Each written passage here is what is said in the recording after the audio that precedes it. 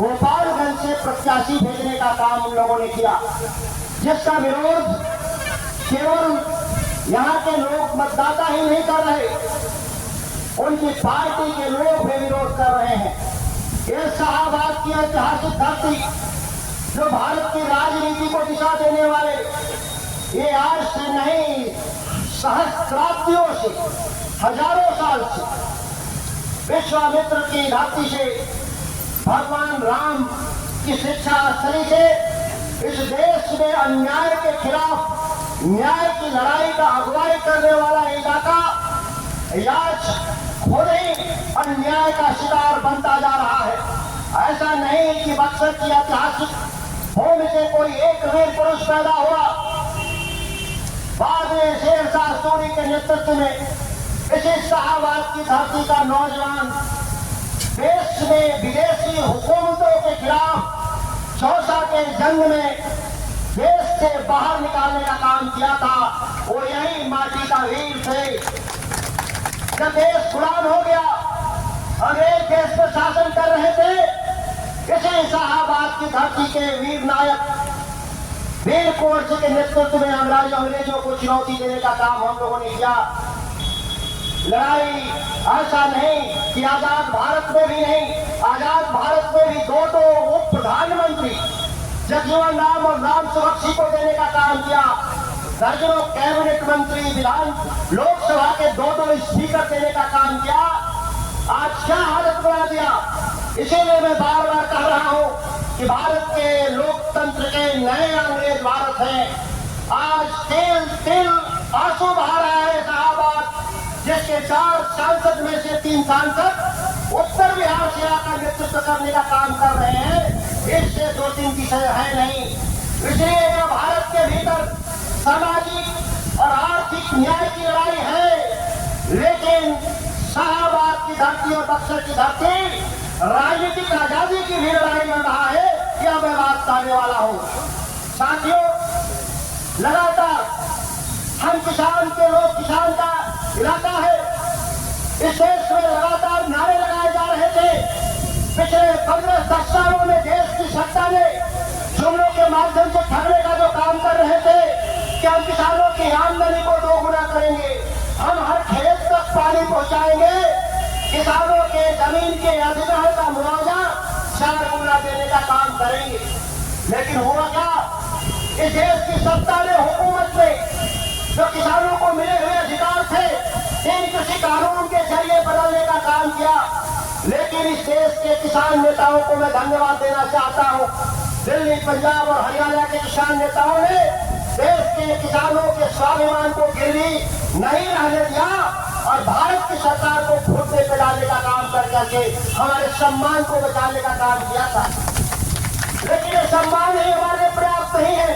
जब तक हमको आर्थिक आजादी, हमारे किसानों की आमदनी 2 गुना का हल नहीं करते, तो इस देश के 75 सालों में 80% जो हमारी आबादी किसानी पर टिके हुए लोग हैं, जिनके बदौलत इस राज्य और देश की अर्थव्यवस्था चलती है, उसके लिए इंडिया गठबंधन ने निर्णय लिया है, राहुल गांधी और तेजस्वी जी के नेतृत्व में, कि हम सरकार बनाते ही हम एमएसपी, मिनिमम सपोर्ट की गारंटी, आमदनी के 100% आमदनी की गारंटी का कानून इस देश में लाने का काम करेंगे। यहां तक नहीं, तय किया है हम लोगों ने कि हमारी दिल्ली में सरकार बनेगी तो हम 1 करोड़ पक्की नौकरी देंगे। वो मोदी वाला जुमला नहीं, ये हमारी गारंटी, तेजस्वी की, राहुल की गारंटी हमने बिहार में करके दिखाया। 17 महीने में हम 5 लाख पक्की नौकरी दिए। इसीलिए 1 करोड़ हम चुका रहे हैं, इससे ज्यादा नौकरी ये 6 महीना के भीतर देंगे और बचा हुआ 5 साल 4 साल में और भी नौकरियों का हम सृजन करेंगे। और नकली नौकरी नहीं, ये मोदी वाली नौकरी नहीं, ये अग्निवीर वाली नहीं, 4 साल वाली टेम्पोररी नहीं, हम पक्की नौकरी की बात कर रहे हैं। पक्की नौकरी, पेंशन वाली नौकरी, जैसे किसानों की आमदनी 2 गुना करने के लिए फसल की गारंटी दे रहे हैं, वैसे ही नौकरी के लिए भी हम पक्की गारंटी दे रहे हैं। ये महत्व रखता है नौजवानों। हमारी माताएं बहनें भी हैं जो घर चलाने की बड़ी जिम्मेदारी जिनके ऊपर है, जिनके पुरुष बाहर कमाने चले जाते हैं, उस परिवार के भरण पोषण के लिए हर गरीब परिवार के मालकी को 1 लाख साल में हर रक्षाबंधन में और हर साल वो मोदी वाला 15 लाख नहीं, हवाई नहीं, हम 1 लाख देंगे। ये मोदी ने क्या किया? देश का प्रधानमंत्री ने क्या किया? इस देश के गरीबों के साथ छल किया। भोजन की गारंटी कानून मनमोहन सिंह कांग्रेस लाई थी। 5 किलो अनाज की गारंटी हम देते थे, लेकिन हम उसके बदले में कितना पैसा लेते थे? 13 रुपए। और मोदी जी ने क्या किया? 13 रुपए माफ कर दिया। इतना ही ना, लेकिन एक पॉकेट में 13 रुपए दिया और दूसरे पॉकेट से उस गरीब महिलाओं से 1200 रुपए का सिलेंडर बेचने का काम किया। जो सिलेंडर हम 350 का दे रहे थे, 850 रुपए महीने का खर्च गरीब महिलाओं के कंधे पर डालने का काम मोदी जी ने रोका। वो 13 रुपए देने का जो है वो पाप भूल गया। आप इस बात को ठीक से याद रखिए। इसीलिए हम लोगों ने तय किया है कि 1200 का सिलेंडर हम 500 का देने का काम करेंगे। हम समाज के विभिन्न वर्गों तक हम पहुंचने का काम करेंगे। हम बिहार के लोग पिछड़ गए, नीतीश कुमार ने सामाजिक आर्थिक जनगणना कराने का काम कराया। उस आंकड़े की सच्चाई जानने का लोग प्रयास करें। बिहार की 70% आबादी का प्रतिदिन आमदनी 60 रुपए से कम है। याद करिए, महीने के 1800 में कोई व्यक्ति भोजन उसी में जुटाना है, कपड़ा लत्ता भी उसी में खरीदना है, इलाज भी अपने में कराना है, यह संभव नहीं। 70% आबादी। और ये साबित हुआ जब बिहार में वोट पड़ा तो बिहार में पलायन है। पलायन अगर नहीं होता तो बिहार में 48% वोट क्यों पड़ा? ये 52% लोग कहां चले गए? जब इसी देश में 80% वोट पड़ रहे हैं तो बिहार में 48% का पड़ने का मतलब है इस राज्य से 30% आबादी दूसरे राज्य में कलेक्टरी का काम नहीं कर रहे, उद्योग धंधा नहीं चला रहे, पेट पालने के लिए फैक्ट्रियों में खेतों में मजदूरी का काम कर रहे हैं।